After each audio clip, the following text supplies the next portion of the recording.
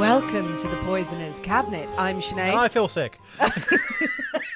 And this is your weekly podcast exploring the lives of the great poisoners, macabre murders, and captivating crimes from across the centuries, and creating curious cocktails inspired by the tales that we tell. And it's episode 190. Yay, it is. Yay! Yay. And you're sick. Yes. Today you're just saying vile things. We had a little warm up beforehand. Yes, it was awful. Before we start the podcast proper, I like to say terrible things to Nick. Terrible things. Things. Will haunt me till I die. That's going to be a thing now. That's going to be a good. thing. After 190 episodes, I'm now going to start going, oh yeah, what can I really mess you up with? Just before I say welcome. Fun times. Yay! Fun times. How are you, Nick? I'm all right. Yeah, all right. Well, yeah, I'm all right. I've recovered from that initial shock. You recover well. Yeah, absolutely. It was a brief shock. You're robust enough. Yes. That's it. No follow-up whatsoever. I do not wish to be questioned further. Don't put it that thread, Sinead. Okay, good. Well, lovely. I will compliment you on your beautiful apartment, flat, at the moment, because of all the art that you have added. There's art. It is quite stunning. It is pretty art. Now, some, and I stress some, of the Patreons do know what I'm talking about. Because on Book Club recently, which is a special Zoom chat that we do with our Patreon subscribers who are interested in the book club that we do, they all wanted to know about the pictures you've put up. And you sent me pictures during the book club chat, so I have revealed to some people, and they were blown away. They thought it was very, very beautiful, very, very beautiful. People were screenshotting to order the same kind of art that you have. Oh, it's coming together in here. It's coming together. I need to take pictures in here and film them because you don't understand to turn off lights while shooting pictures. No, because there was just reflection. And all well, the mainly stuff. because I was lying on the sofa while doing it. These were not artfully taken photographs. It was me lying on the sofa going, oh, take a picture and send that to people. Right, your very man way of doing it. Whereas I'd be standing upright, styling it, and everything. Yeah, no, none of that. Very impressive. I managed to clear the table of shit. So you get what you're given. Well done. Any poisonings this week? I think so. No. This week's gone very quick.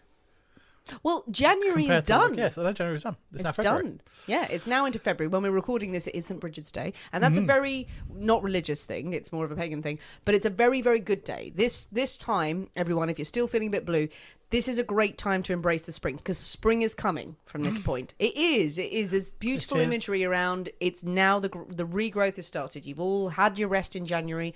The light is coming back. It's quite spectacular. Had an amazing sunset tonight. Indeed, as well. that was very pretty. Walking home. Yeah. But yeah, this week has gone quick. Okay, so yes, no time to poison anyone really. We have said we poisoned our wallets somewhat this month, weirdly. It's been an expensive month. What did we do? Well, I what bought did a we lot do? of art. You bought a lot of art. I did a lot of house stuff.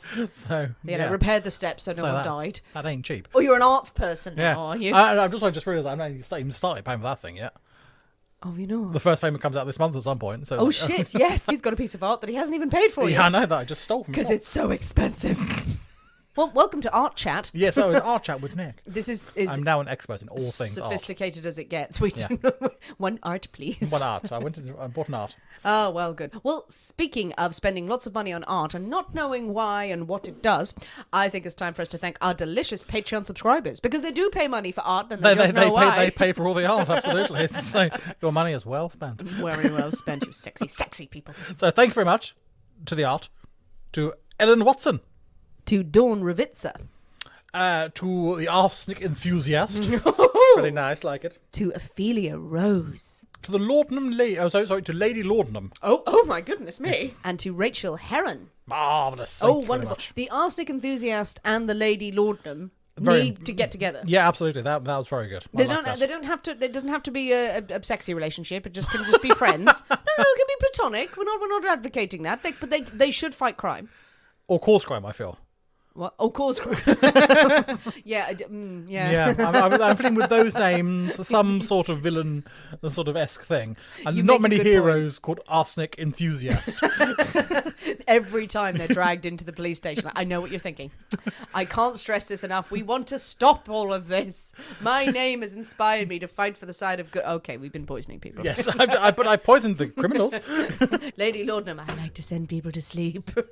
This is great. We should write more of these as graphic novels. Hey. Thank you, you delicious, delicious, sexy Patreon subscribers. We had fun on Patreon this week. We talked about witchcraft. We had some witch trials. Yes. From the Elizabethan era. from Old dear old ones, yes. Essex. It was lots of fun and an interesting trial, less about the tortury stabbiness, more just the power of persuasion. One thing that I did take away from that, which I was thinking while you said it, is like, why do these things happen in Essex? Yes. What is very it about good point. Essex? Because obviously Matthew Hopkins and all that sort of all Essex and all those sort of witch trials. Yes, there are ones elsewhere. You have Pendle and all these sort of things, and some down in Cornwall. But there is a concentration in sort of the Essex, Suffolky sort of area, which I thought, that's most intriguing. I wonder where that is. I believe very Puritan concentration in Essex at the time. Apparently it was quite a concentrated Puritan place. That might be lies. But Essex and Suffolk overspill from London to the coast. But surely that would be less inclined towards the witchy shenanigans and things if you're coming out of London. From a more urban environment, you're perhaps less susceptible to such superstitions if you're in a very industrialised urban environment or urban situation. Oh, it's a very interesting point. Or what if more people come into that area because they've moved out of London, DFLs. Did you get DFLs in the 16th century? Fuck yes, you did. They were in there putting up their avocado shops. DFL, anyone down from London. Down from London. Yes, the people from London who buy expensive houses so no one else in the other areas can buy them. Yeah, they come down. They deign to come down, usually to the south and to the coast and everything. But yeah, okay, so the DFLs come out. And they realise all the witchy ways that are happening. All the rest of the area, the rest of the home counties and then into the Midlands and stuff. Oh, witches galore. No one's bothering because no one from London had come out and gone, no, you can't be doing this. They'd been doing it for centuries. Yeah, there must be some good Surrey witches. Some good home counties witches. There's not a lot of Surrey witches, are there? So no, there must have been some. Oh. And also Essex, the start of Poison Panic. Yeah, absolutely. It's all about Essex. It's all about Essex. Well, you know what? We've not had a proper Poisonous Cabinet trip to Essex. Well, this is true. Perhaps we had Chelmsford or something like that. Oh, well, maybe a trip to Essex to get to the bottom of this. Get to the bottom. We must go and bottom discover. of all the witches and the poison that took place. Absolutely. Anyone from Essex who's listening, please weigh in and Let tell us us know your history. Well, Nick, are you ready Well, I think we probably should be. to drink cocktails and talk about poison? Yes, go on then. Or we could drink poison and talk about cocktails. Ah, no, I'll drink. Drinking. Drink. Let's go with the first one. Hooray, hooray, hooray. It is Nick's story this week, and we can't possibly have a story without a cocktail in hand. As you know, dear listeners, every week we choose a secret ingredient that is inspired by the tale that we tell, and it will flavour our cocktail of the week. Nick, your story, so your pick. The secret ingredient is silk. Silk. A lovely bolt of silk. Oh, shimmers and shimmies and... Shimmies? Yeah, well, that's how I would describe silk as moving. Okay, yeah. No. Shimmies. It's got a lovely quality to it. I'm doing a lot of hand gestures, which are really useful on a podcast. Very scary hand gestures. They're nothing to do with silk. I'm just flicking bees at Nick. Very upsetting. Yeah, silk. Lovely. Yes. Yeah, very nice. That's the end of That's that. the end of that conversation. Yeah, it's silk. Silk, fabric, lovely. It's soft and nice. Silk pillowcases we should all have, apparently. Okay. Good for the skin. And get a silk scrunchie, not you, to tie up your hair. Oh, I want a silk scrunchie tie I up think my you hair. should. I'd love you to have a silk scrunchie. Great. I'd just come around every night and go, And my silk pyjamas and my silk sheets. oh, yeah. Would you have silk sheets? No, it's too slidey. No. Well, Too slidey. Sorry, you just careering off the bed. Whizzing around all over the place. Because it's meant to... Is it satin or silk? Oh, it's satin, isn't it? I suppose satin. Would you have silk sheets? Oh, God, no.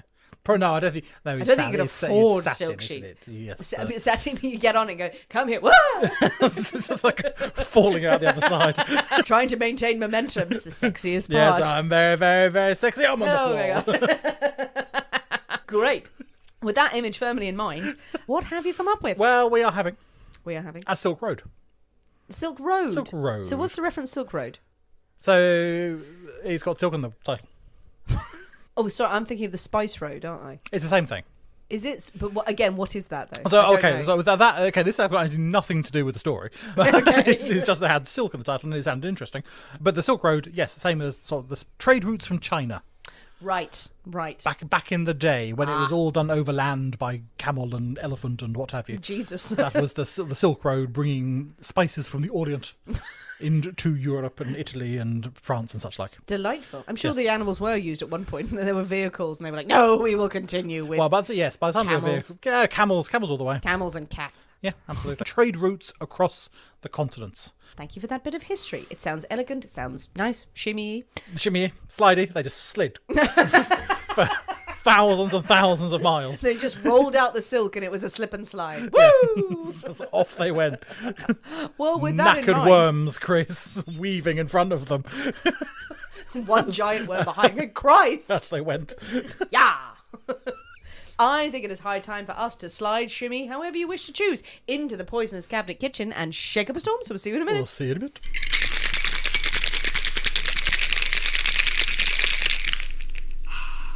And we're back. Hello. Well, Nick, we have the Silk Road. Silk Road. It's been a long and shiny A road. long and shiny journey. Many people have died falling over.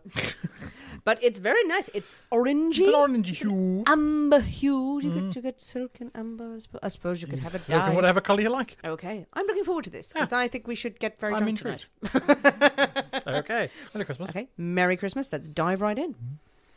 Ooh. Ooh. I'll rinse it around the mouth a bit more each time now. I've decided. What the fuck? What the fuck? I just choked on my own saliva. Okay. Ooh. Oh, no, that's very pleasant. That had a really weird front taste, like immediate taste that reminded me of meat. But sorry. And that shouldn't be the first thing I say about this cocktail because it's quite nice. Or is that just all the sausages you've been eating this evening? To be fair, I have been mainlining mini sausages and I wonder why I suddenly taste sausage. Oh, that's not a phrase I should say. Oranges. I'm getting oranges. There's no orange in there. Is there not? No. Really? Well, don't eat 10 mini sausages before you have a cocktail. It's very fruity. Yes, fruity. It's just fruit. Fruited. Fruit. There's fruit. Okay, second sip. Just sip. generic fruit. It smells nice. Weird front taste. Nice, but I like that a lot. That's very nice. it's very nice. It's sharp. It's got a savoury quality. when you Savoury first twang. Sip. Yeah. The rest of it, don't know. No triple sec? Nope. Okay. Sugar. I know the sugar because you came in going, "Where's all my sugar?"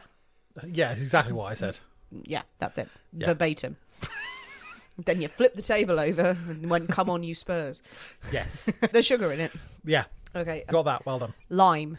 No. Lemon. Yes. Hey. Well Any other fruit? Yes. Maraschino. No. Banana. No. Silk Road. Spices. Yeah, I won't go too hard on that No. one. Don't Okay. know. Lemon, limes, oranges. Apples? No. Pears? No. Stairs? Stairs, yes. Stairs? There's no other fruit, Nick. There's no other fruit in existence. There's nothing. Chambord, like raspberries. No. Fuck you.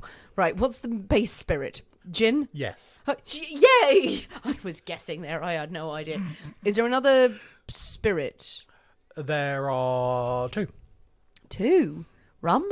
Nope. Vodka? Nope. Whiskey? No. Bourbon? No. Rye? No. Think liqueur. Don't think base spirit. Right. I don't know. This is getting painful no, now, isn't it? No, shut you. No. It's not got herbally shit in it, is it? Yeah. Shit. Has it got fucking chartreuse No, in it? it hasn't got Oh, chartreuse in it. thank God, thank God. Benedictine. Yes. Yay! I always get there in the end, don't I, with Yeah, Benedictine? well, once you've listed every other possible drink known to man. Benedictine, and then I'm on the home stretch now, Nick. We can just carry on like Yeah, this. right, one more to go. Fuck. Liqueur. Think fruity that you have not yet mentioned. Oh, God. There's no. Do you want a pen and paper? Do you want to write a I list? know. Is it a citrus? No. Right. Peach. No. What? There's no other fruits. This is There's no fine. other fruits. Apricot. Yeah. Oh, is it apricot brandy or like? Yeah. Apricot brandy. I should stop. I'm trying to keep going. Yeah. Southern Comfort. No, I've gone too far. God. We got Well, that there was in the- easy, We got wasn't it? there in the end. So yeah, just to recap. Gin, Benedictine, apricot brandy, bit of sugar, some lemon juice, and some bitters. Delicious. What a And sophisticated it's drink. very, very nice. It's very nice. What's the savoury bit? Well, probably some of the bitter herbally things you're going to get from the Benedictine. Yeah, the Benedictine is really fronty. It's really front loaded. Yeah, you're going to get this. So I suppose the gin and the Benedictine are going to give you a more of a herbally thing. Yeah. And then you got the sweetness with the apricot, Yes. and the sugar, and a bit of it's going to cut through with the lemon. So yeah, it's very Wow. nice. Yeah, it's very That nicely pairs balanced. really well. It's good. I like it. Really well. Ooh, that's a hit. It's a cocktail, but it's not too spirity forward, heavy, No. oomphy one like a lot of the ones we usually have, which are like, oh, that's amazing. Yeah. And it will kill you within 2. I mean, I think that's still quite strong. Oh, it's still quite strong. The quantity of lemon juice, I'm suspecting, is probably cancelling out what you would if you took that away, and you'd be like, oh, Jesus. But yeah, it's your average cocktail in strength sort of thing. The Silk Road is quite splendid. Yes, indeed. Well, Nick, with our Silk Roads firmly in hand, as we traverse down the Saturn Road to really feck it off. Is it time for a story? It probably should be. Yay! Hurrah, hurrah, hurrah, hurrah. Rah. Hurrah. So this week, I'm back on the gangs again. Ooh, okay. I'm on a gang frenzy. Frenzy. And we're going to talk about a woman who I have mentioned before in a couple of our episodes. And from reading about her, I think she deserves an episode of her very own. Oh, great. So here we are. So this is the story of Fredericka Mandelbaum. Yes, you did mention her in the 40 Elephants. Yes, and also she featured in the Adam Worth. She did. The Napoleon of Crime story, which is when I first came across her. Ooh. So yeah, I thought this is a fascinating character. And Fantastic. that she is. So yes. So she's known as Mom to her friends. Mom. Respectful.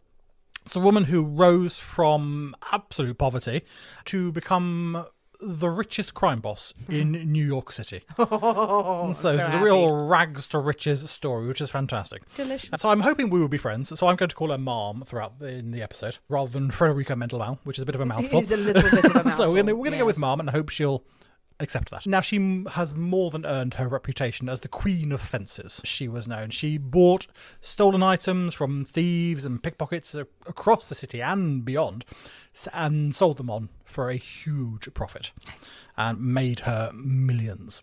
She always had a prospective buyer waiting in the wings, who knew not to ask too many questions about where certain things had come from, and a steady supply of ill-gotten goods coming into what she ran as her little store, which was a front for her criminal network. Really, she had a little canned goods store. Oh right, so she did have a proper. She actually had a proper shop. Oh a little yay. canned goods shop. Love it. That was a front for this huge network of shenanigans That's going what you on. want. You want a suspicious shop where you walk past and go, did it just say canned goods? Canned goods. And it just had labelless cans piled up like, what?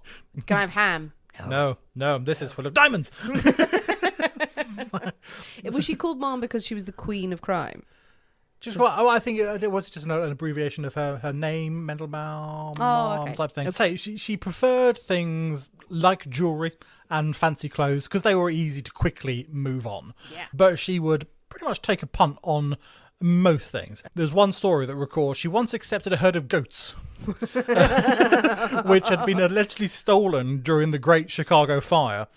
Someone had nicked in the chaos, had nicked some goats, driven them across country, and Mum went, I know who want them.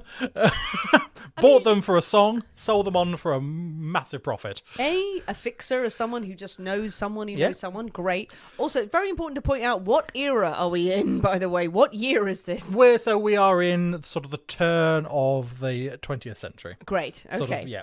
If this was the 90s, that would be weird. This is not the 90s. We're going back slightly. We're going back. She was born in 1827. Oh, okay. Ooh, 1827. She was born Fredericka Henrietta August Weisner. Great. In Hanover. Love it. Prussia. I mean, as the saying classically goes, not much is known about her her childhood. But what we do know is that in 1848, she marries Wolf Mandelbaum. Mandelbaum. And 2 years later, in 1850, the young couple, along with their now children in tow, they emigrate from Germany to the US. Aha! They move across to New York, where, like a huge number of other people coming from Europe, they settle in New York's Lower East Side. They do. Which is where they find a home. It's the finest of places. It's the most, well, at the time, I think it was probably less delightful. Oh, no, absolutely. It was a slum. It was. At the time, a lot of immigrants there. There's a wonderful museum in the Lower East Side Museum all about immigration and everything. But it's now one of our favourite places because it has a lot of history associated with our favourite people and a lovely bar. And many lovely bars. Lovely bar. So we do like it. But at the time, it was not much fun. So babies in cages out windows. Yeah, she shares an apartment with 15 other people in this little apartment. So this is her husband, and her 4 children are sharing with 15 other people in this apartment, and they make their money as peddlers. Okay. Really, fair they enough. sell rags, scrap, any other odds and ends that they can find on the street. They set up on a little street corner. They have all their wares in bags that they can carry around and easily move on should they get shooed on by the authorities. They work 14 hours a day, 7 days a week, bringing in around $6 a week. Which is not a huge amount, which is not a lot, say, to house them and their 4 children. No, any boomers listening to this, shut the fuck up. That's what we did in those Absolutely, days. absolutely. Oh, I tough in my day. What, 14 hours down mill. $6 a week, man. Luxury, that was luxury. Luxury on the streets of New York we were as Yorkshiremen. But then, in 1857, a financial crisis hits the US. No. Is now become known as the Panic of 1857. Oh, I've never heard of that. That's No, wonderful. I'd not heard of it before, but yes, the Panic of 1857. And Was it called that at the time or retrospectively? I think only a few years retrospectively, so not Nice. like 100 years later. But I think, yeah, within a few years it was started to be Great. called At the that. time, if you announce that, that's not going to go down It's well. not ideal, We yes. encourage you all to panic. Yes, exactly. Yeah, the newspaper. Panic starts. And it's like, really? I was okay. I've heard there's panic at the disco. And so the whole panic, it starts with the collapse of the Ohio Life Insurance and Trust Company. And then it's compounded a few weeks later when a steamship, which is carrying millions and millions of dollars in gold bullion, sinks.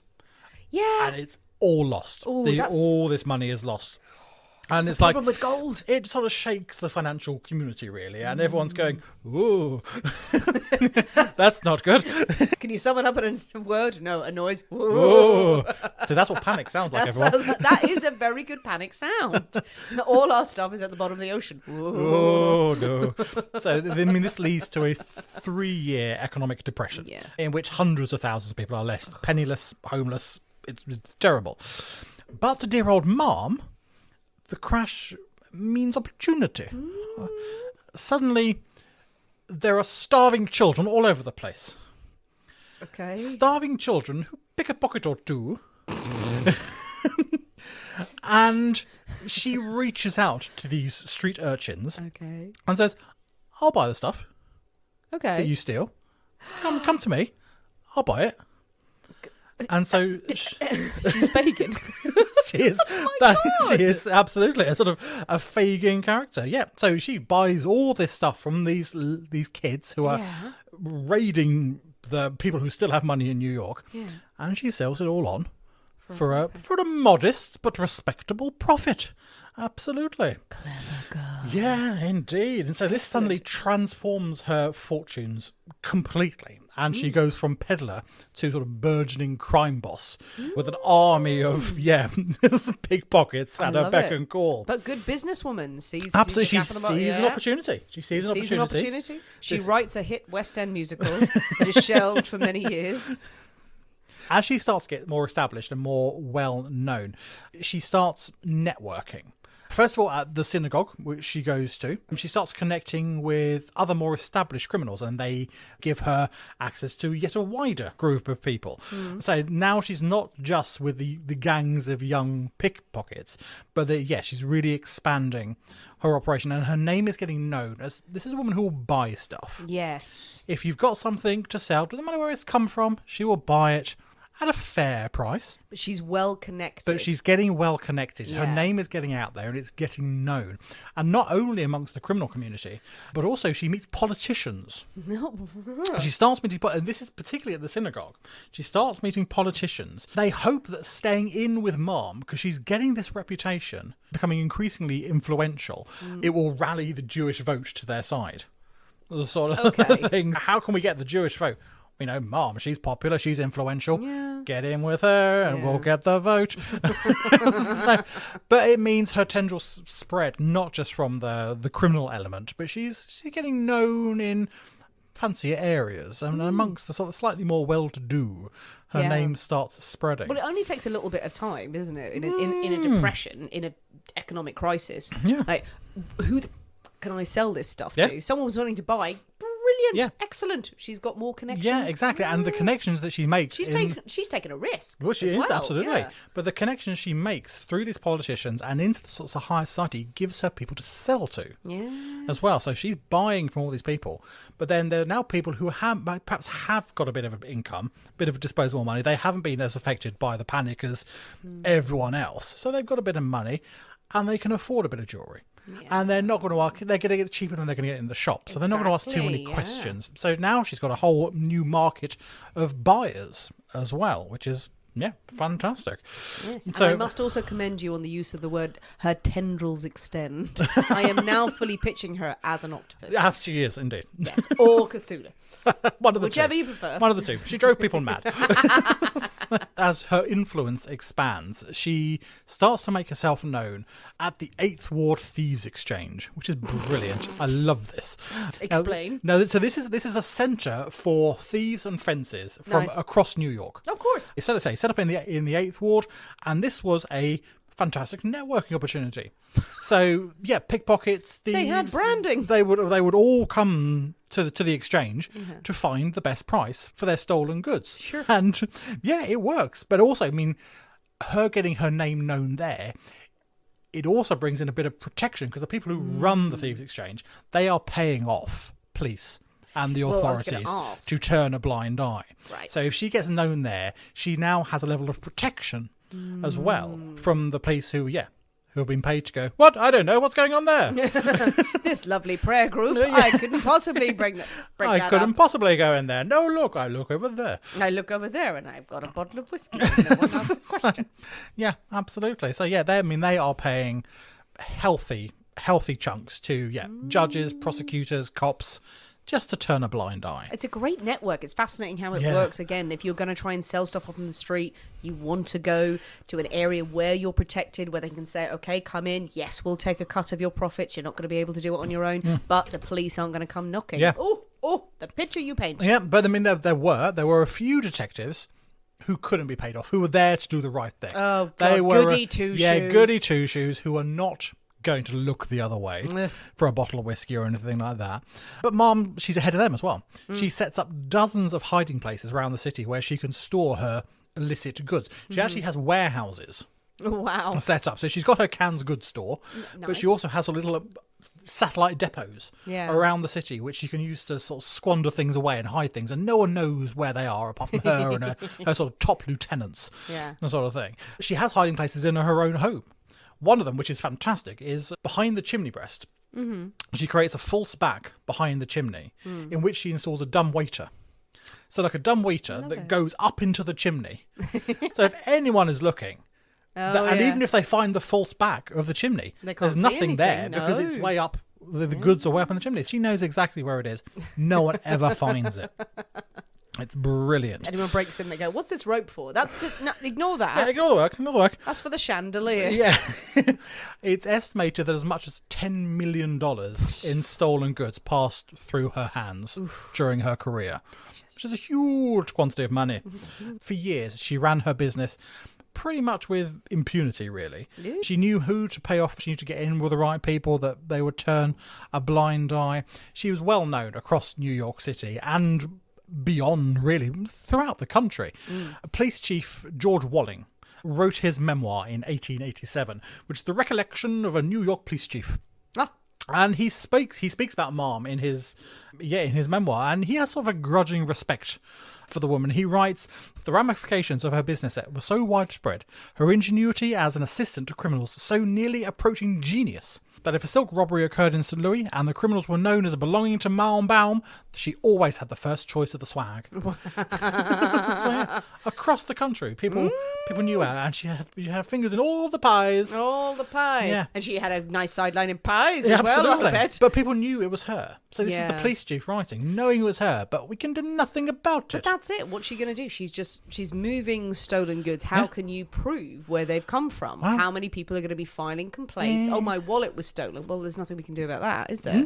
These goods have been shipped around. They moved from hand to hand to hand. She's clearly moving them along pretty quickly. Pretty quick, absolutely. And she's not stealing anything herself. No, she's not getting just taking involved. a tidy profit. Yeah, exactly. Not greedy. So, I mean, by her 40s, she's a well-established crime boss. She's now a widow. Her husband has passed away. He seems to be doing fuck all, but he has died. And He fell into the Hudson. Yeah, she has to support her 4 children. They are now aged between 8 and 15. Uh-huh. So she's got to look after her kids. So this only makes her more determined to make more money. To make a better life for her children. Aww. So she's absolutely adamant that they're going to be taken care of. I bet you they're going to be really feckless wasters when they grow up as well. Well, yeah, but you come from nothing and you've experienced poverty. Then she's probably thinking all that matters is that my kids get the money. They get looked after and taken care of. Well, I mean, one of us, she had 2 sons and 2 daughters. One of the sons followed her into the business and sort of learned the trade. One of the daughters ended up marrying a politician. Nice. And things, and sort of sweeping her family behind under the carpet. Used to be being looked after, clearly. Yeah. So they did all manner of things, but she was adamant, especially the daughters were not going to be involved in the criminal way of life. They were going to have a better life. Oh, that's a bit of a shame, really. So, well, no, not that you should be a criminal, but if she's head of the underworld, saying, no, daughters, just marry and that'll be fine. Exactly. I have crafted an entire business out of this and everyone fears me, but get yourself a husband, bit easier. Bit easier. Get yourself a nice husband. Maybe she just wanted a happy life for them. Yeah, well, exactly. And she knew it was hard work. What she did was not an easy life to live. And you know what? Life is hard work, Nick. Well, if it doesn't have to be, then crack on. Yeah, and you go through a depression, then you're like, just take what you can, love. Take what you can. And that's a good lesson as well. Ladies, take what you can. Absolutely. Her involvement with the New York underworld, it's an open secret. Everyone knows exactly what she's doing, but she always maintains this distance, as we've said. Never steals anything herself, always got the places to hide stuff. City newspapers call her the nucleus and centre of the whole organisation of crime in New York City. Ooh. But no one can prove it. No. Yeah. You got to really build a case, because otherwise what? She'll go to jail for 3-5 years, maybe, for something, get straight back out, the whole network is still continuing. Yep, it's still out there, absolutely. You're going to pull the whole system down, haven't you? They clearly haven't watched Goodfellas. So, I mean, as her wealth and her reputation spreads, she starts thinking about what is going to become of her empire. She can't carry on doing this forever. What is going to happen? Say, she doesn't want her children to inherit it. She wants them to enjoy the spoils of her hard life. And she wants them to have a grand old time. So she decides she has to find a successor. She has to find someone who can take on this role. Okay. Not a relation, someone she can train, someone who can carry on the mantle when she decides to give it up. I like it. So she starts a school. Sorry, what? What? That was not where I thought you were going with this. She starts a school. A school? In 1870, Malm's Grand Street School opens. It's just around the corner from the police headquarters. And the school has the sole aim of passing and training the future criminals of New York. What? So she takes children from the street, orphans, whoever wants to join, really, and teaches them how to become pickpockets, how to become thieves, how she offers additional training in how to be in con artistry, blackmail, safe cracking for the more advanced students. I mean, the school welcomes both men and women. It is one of the first coeducational schools in the 19th century. Good for Mom. Absolutely.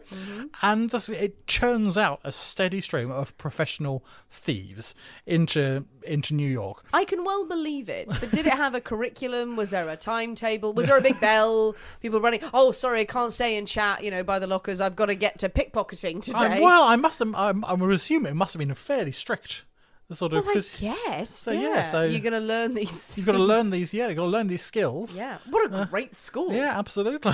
Ooh, has a book been written about that? Oh, I'm so sick of all the Dragon School and Magic School bullshit that's out there right now. A pure crime school. Crimes, pickpockety school. Yeah, that's what we need. That's what we need. Yeah. So, the school lasts for 6 years. This is quite good going. Which is good going. They have a few summer fetes. They have a big fundraiser. It only closes. Mom herself decides to shut the whole thing down when she discovers that a senior police officer's son has enrolled. Sorry, I'm picturing him there in a full Bobby's outfit, even though he's American. Turned up, hello. Now, it's not thought that he was like undercover or anything like that. He thought he was like rebelling potentially from his parents, but his father was this sort of senior officer in the New York Police Department. Okay, fair enough. Said, well, no, we can't risk this getting out, this compromising everything that we built up. The whole thing gets shut down. Like it. So, but I mean, they've had a really good run of producing criminals for the future, really.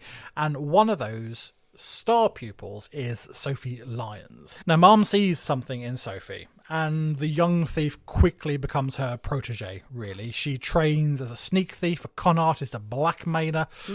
Sophie herself earns the nickname the Princess of Crime. Oh, I like it. So, yes, the Queen's daughter. On one occasion, she's able to talk herself out of being arrested when she's caught stealing red-handed.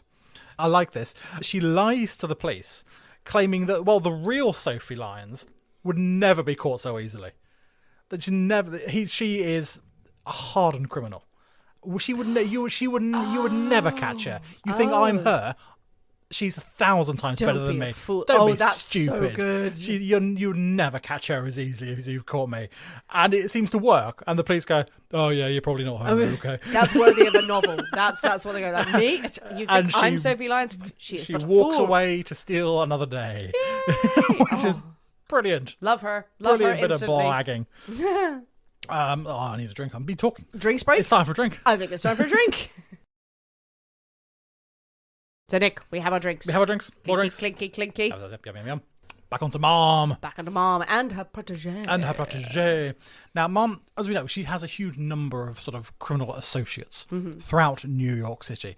But she is thought to be the brains behind many of the great thefts across New York, really. She has had a hand in planning and plotting.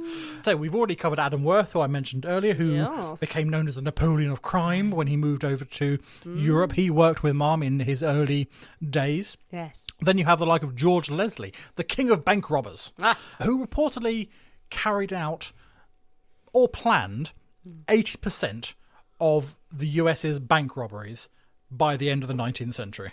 I mean... So he had a hand in, 80% of all robberies across the country. I suppose you have to think about it, is that they're not going to be directly involved in everything. Yeah, but it's going to be offering like some advice. Consultancy, absolutely. Yeah, people that come to you and say, okay, we'll give you a cut, but also how do we do this? Right, go in that door, do that. How do we get through this particular safe? How do we get through those particular security or whatever? Don't go through the front door guns blazing. Yeah. Find a back way. That'll be £30,000, please. Yeah.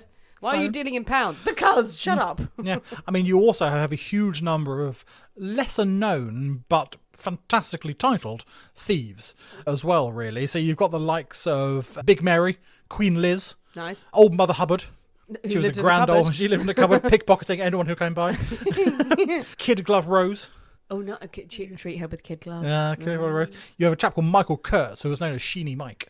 Sheeny Mike. Yeah, he was a pickpocket. Was like a I can't make that work. Like sheeny. I don't know. It's shit. Sorry. Yeah, well, he was known as Sheeny Mike. Abraham Grenfell, who was known as General Grenfell. Gentle Grenfell. Oh, that's quite good. And so yeah, I quite like that. So, I can get on board with that. Get on that one. So. In 1886, there's a police inspector, a chap called Thomas Burns. He writes a book called Professional Criminals of America. And he lists all of these people and a great many others known associates of Fredericka Mandelbaum. The book also takes advantage of the new mugshots that police are taking when they arrest people. And he creates like a rogues gallery in this book. There are 204 of the city's professional criminals listed. They've got their mugshot there and a little bio underneath about all like characteristics and what they've been nicked for in the past and things like that. Like a reverse yearbook. Yeah, and this is published. Everyone goes, "Oh, I've seen them." flicking through this book. Oh, that'd be sensational. That book. Yeah, absolutely. It sounds great. Now, I mean, Mom, she knows all these people. And she works with them, and she's extremely loyal to these people. Well, I mean, they are her bread and butter. All these people, they are responsible for her income and her rise through the ranks, really. George Walling, the police chief, writes in his memoir, she attained a reputation as a businesswoman whose honesty in criminal matters was absolute. So, yeah, she was a trustworthy, respectable person to criminals. So she didn't try and do the dirty on people. She made a deal. She honoured the deal. She offered people a fair price on things they stole. So yeah, she wasn't trying to pull the wool over anyone's eyes. But it's the same as we've seen with Adam Worth, who was her protege. Again, he was very kind of like, don't drink and like, kind of straight edge as well. Not going to go, I'm going to be greedy and roll around on all these things. And those people get caught very quickly. Yeah. It is a means to an end. Yeah, let's build up an empire. Let's be a business person about this. Definite honour amongst thieves in this environment. Well, that's what wins at the end of the day. If you're gonna be a dick, then someone's gonna betray you and stab you in the head. Her eventual obituary in the New York Times noted her success was in great measure due to her friendship, for her loyalty to the thieves with whom she did business. Love that. Yeah, she never betrayed her customers, her clients, her suppliers. When they got into trouble, she procured bail for them. She did all she could to help these people. She sets up a fund that becomes known as the Bureau for the Protection of Criminals, which is used to pay bail, to fund lawyers, and all this for all the people who need that help, who can't do it themselves. The Brooklyn Daily Eagle called her a most respectable and philanthropic receiver of stolen goods in New York. You keep your friends close and your enemies even closer. Treat people well. Treat people well. And they're not going to stab you in the back, and they're not going to go behind you. It seems like her whole business was about connections, about making acquaintances, talking to people. You're not going to win if you're seen to be stabbing people in the back. Absolutely, yeah. You catch more flies with honey than with vinegar. Exactly. But all good things must come to an end. No, they don't. As they say. No. The New York authorities had decided once and for all that she needs to be put out of business. We cannot continue with this. The district attorney, a chap called Peter Olney, decides that they cannot trust their own police force because so many of them are taking backhanders. So he outsources the whole thing to our dear old friends, the Pinkerton Agency. The Pinkerton Agency. One agent, a chap called Gustav Frank. He is one of their best undercover men. He infiltrates Marm's organisation. Over the course of a couple of months, he works his way close to Marm to set up a sting operation. He knows that a particular clothier is going to get robbed. And he arranges for several bolts of silk to be marked, to have particular identifying characteristics put on them. The store is... Just wrote their name across it. So we go, this silk looks shit. Sorry. Policey silk. Police silk. It's all black and white striped. And yeah. This store is due to be broken into, and the silk is stolen. Gustav witnesses the thieves selling this stolen silk onto Marm. She has now been in receipt of stolen goods. There it is. They can prove that silk came from that shop that was broken into. Gotcha, red-handed. Before the goods can be moved on, her home is raided. And the detectives find the stolen goods inside, which gives them cause to raid a whole other host of things. More and more stuff domino effect is discovered, and is the domino effect. Marm quickly realizes that she has been set up. She punches Gustav Frank in the face, yelling, "You are the one who was at the bottom of this, you wretch!" Wretch. And smacks him in the face. I bet you that was edited for the newspapers. Very possibly. She was probably pummeling him to the ground. You like various expletives. Everyone was like, "We're just going to put wretch." Yes, that. It's now all over the news, all over the papers, that Fredericka Mandelbaum has been arrested. She has evaded authorities for so long, so many years, but now they've got her. She's going to be brought to justice. At the time of her arrest, she has the attorneys William F. Howe and Abraham Hummel on retainer. She's paying them $5,000 a year. Oh, bloody hell. Which is a lot of money for their services to get her and her immediate circle out of any trouble that may arise. Now, when I was researching this, the article said like the infamous William F. Howe and Abraham Hummel, and I thought, infamous? Why are they infamous? I've not heard of them before. Not much. Yeah, so then I had to Google them. No, fuck, they are. Oh, really? So I'm going to go on a slight aside here. No, go for it. Yeah. So they are well known for representing New York's underworld. Nice. Many gangs and criminals have them on retainer as well. William Howe, he handles most of the criminal defence work. He works on over 600 murder trials defending people are charged with murder. Okay. He is known for his very dramatic style in court.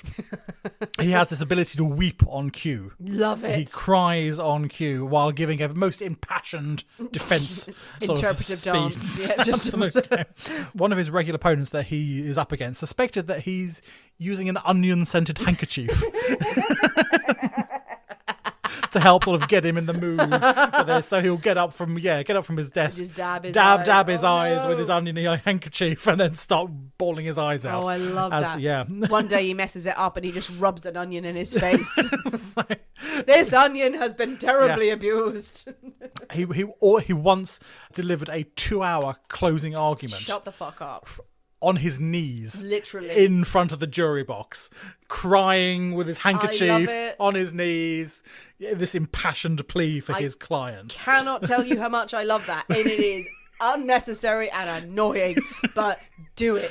Do the old-timey, well-oiled machine of crying. I implore you, ladies and gentlemen of the jury. It's usually a southern gentleman who's doing it, But there's one brilliant case, and I will go back to Mom soon, I promise. Okay, no, please do. I love but this. He is representing a woman, Ellen Nelson, who has been accused of murder. She's been accused of shooting her lover. Now, she has been discovered after a huge argument, shouting argument. The police have been called. She is discovered with a revolver in her hand and her lover dead on the floor. Something of a slam dunk, so people might think, really. Years of this podcast have taught us nothing, Nick. But no, William Howe is there. He successfully persuades the jury that, yes, she had been holding a revolver, but she had only meant to threaten him.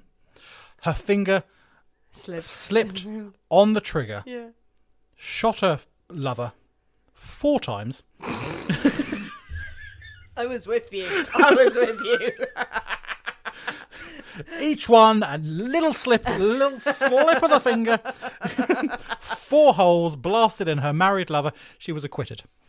Brilliant. She got away. Of course she was. Scot-free. Yep. Fell down an elevator shaft onto some bullets. Onto some bullets. Love it. I'll tell you an aside afterwards. I've got one more. You can tell us later if you want. Go. So there's another chap, Edward Unger, who has confessed to the murder of his lodger. Yeah. Murdered his lodger, cut up his body, threw half of it into the East River, posted the other half to Baltimore. Nice. I'm not sure where in Baltimore, or just to the city of Baltimore. Here you go, have some bits. Really fucking hated Baltimore. You know what, Baltimore? You backed me off the last time. Prosecutor, he's confessed. So there's prosecutors going, yes, fine, easier, I can get this one. He's William just Howe rubbing his stands hands. up. You're doing the braces motion, aren't you? Well, ladies and gentlemen, why is he Southern? I don't know. Let's see what's going on there. He gets up, surprises everyone by denying that his client has anything to do with this murder. Love it. Was not him. There is some hilarity in the courtroom. He then turns it slightly. It was his 7-year-old daughter. No. 7-year-old daughter who is sitting on his client's lap at this point. Not even his kid. It was the daughter who did the murdering. And he's been defending her. Only for fear about what would happen to this child if she had been discovered that she had murdered and chopped someone up and then posted them. that her father felt obliged that he had to confess to protect his daughter. To protect her. Protect his daughter, absolutely. From first-degree murder, he got away with manslaughter. Jesus Christ. I should never be on a jury because I would have believed that 100%. Yeah. I'd be sitting there going, no, what? Well, so did most of the jury, apparently. Daughter. So, yeah, he got away with manslaughter on that one rather than first-degree murder for killing someone, chopping them up, throwing them in a river. Because the 7-year-old daughter did it. The only thing I'll say is my darling dad was a lawyer before he was a broadcaster and was a journalist. And he studied American and English law, and he went to Harvard for a time, and he was mainly industrial law.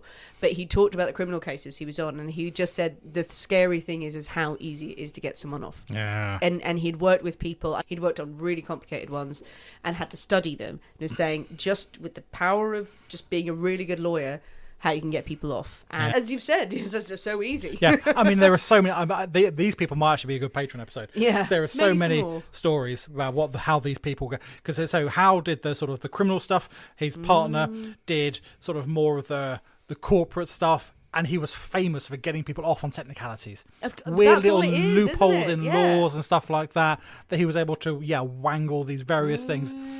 But fantastic. Anyway, so back to Mum. Back to Mum. We should concentrate on Mum. So during the sort of the pre-trial, Aye. how he does his best to argue her innocence. Absolutely nothing. Yet she's innocent of all things. He tries to discredit the Pinkerton agency and Gustav Frank. Really, I mean, he suggests that Gustav, he is no better than a criminal himself. How does he know so much about the murky world of the New York crime gangs? How does he know how it all works? How does he know what's going on? An honest, decent chap wouldn't know so much about the criminal world. So he must be dodgy himself. Oh, that's nasty. Yeah. I don't like that. Bail is set at the extraordinary amount, $10,000. Now, this is a time where bail for someone indicted for murder is $500. She is charged. Her bail is set at $10,000. She pays him. I love her. In minks. And she is free to fight the charges outside jail. There is round-the-clock surveillance. Pinkerton agents are not being subtle now. There's about 5 of them outside her house with binoculars. Just 24 hours a day, staring. She vanishes. No. They all had them round the wrong way. Again. How did these work? Oh, she's really very, very far away. Very far away. And there's just one of her stooges upstairs undressing in a bra every day. La, la, la, la, la. Wow. Now, on the morning of the 4th of December in 1884, Lawyer is waiting in court for his client. She simply fails to. The Times writes, and this is brilliant, just District Attorney Olney sat sternly imposing. Mr. Howe was plumply serene and ponderously gracious. Plumply serene. Plumply serene and ponderously gracious. I think that's also a T-shirt for us. Yes. I like that. I might take that on for myself. Plumply serene. The well-dressed gentlemen in the audience folded up their papers, directed their gaze to the various doors in the room in the fond anticipation of Mrs. Fredericka Mandelbaum stalking into the room in the manner of which is peculiarly her own. Fredericka Mandelbaum, the words seemed to float over the heads of the merchants. There was no answer. Dead silence reigned. Then a little sound of something like disappointment was heard in the court, and Lawyer Mr. Howe rose to his feet, saying the defendants are not here, Your Honour. I believe Mrs. Mandelbaum acted upon Mark Twain's theory that the absence of body is often better than the presence of mind.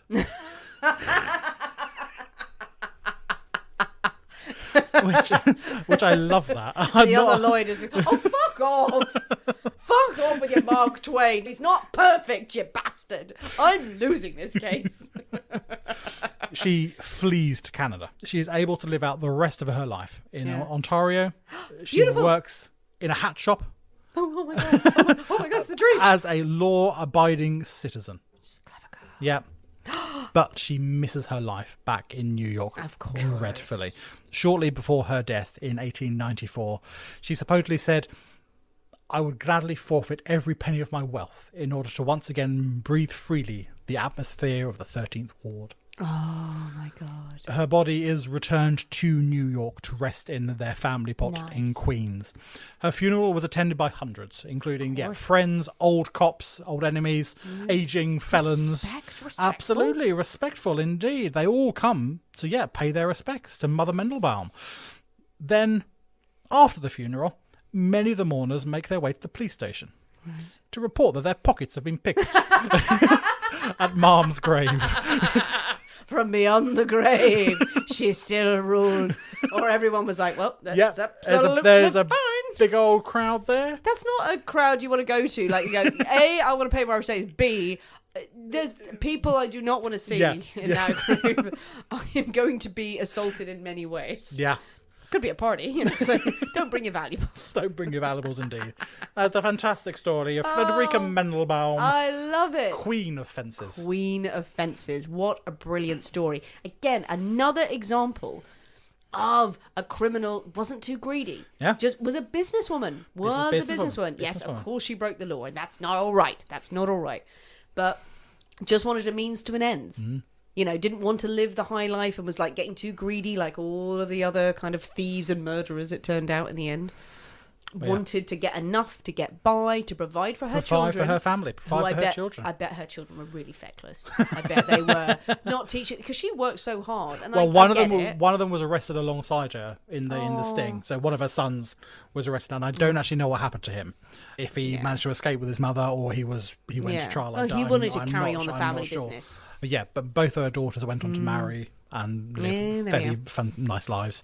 In the end, I feel bad for Ontario at the end of it, because Ontario's bloody lovely, but she's there going, in Canada, it's not the same as New York. And everyone's like, well, I take back this maple syrup. And it's like, Ontario's the nicest place. It's wonderful and beautiful. And like, okay, you know what? I know it's not New York. Mrs. Criminal, got a lot of choice on your hands, do you?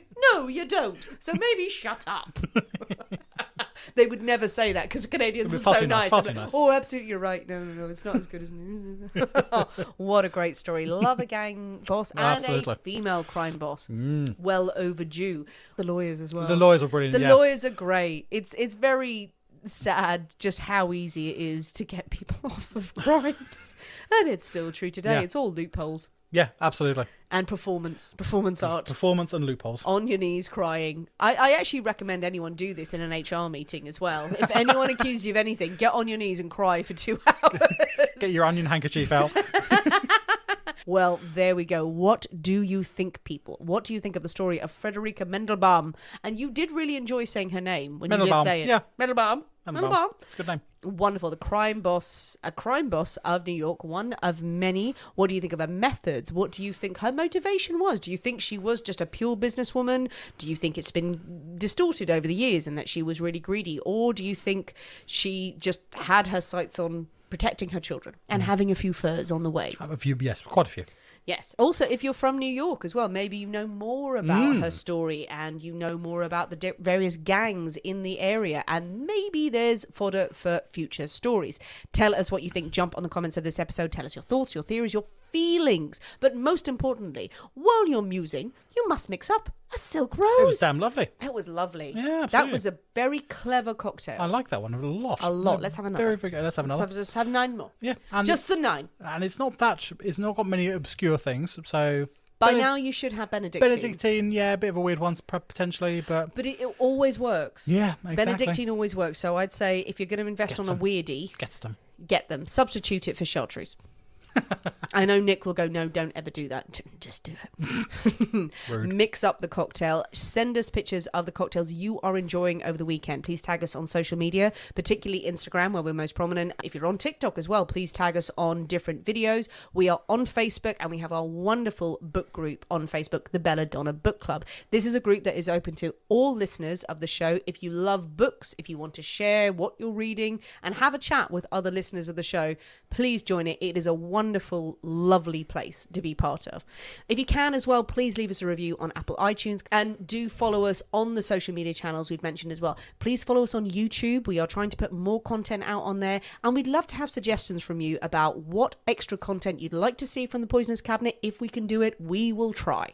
And we're building up to episode 200. That's terrifying. Yeah, 10 away. 10 weeks, but 10 It'll be here before away. You know it.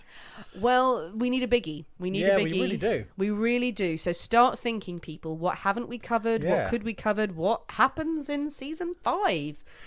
Really need your feedback on this, because we need to make sure this We're show... running out of murderers. Crimes, crazy crimes. We're running out of crazy crimes. Maybe we'd do fabulous outfits. Fabulous. Season 5 is all about fashion. Well, there's a lot of small stories about murderers, so we do that and then some fashion. Yes. Have you complete random nonsense? Have you seen? It comes up on my TikTok. Gwendolyn Christie did a fashion show. Oh my, iconic! In the Paris, I so think. Good. And it's just like, it is stunning. Stunning. Like, it's a work of art. She is a work of art. Amazing. Maybe it's just we do a small murder story and then we talk about that. we talk about fashion. I don't think everyone would love that, but that's the After Dark special that we may be starting. But do send us your suggestions and your good thoughts. Thanks for listening, guys. We have been the people inside the Poisonous Cabinet. We will see you next week. And remember, your loved ones are trying to kill you.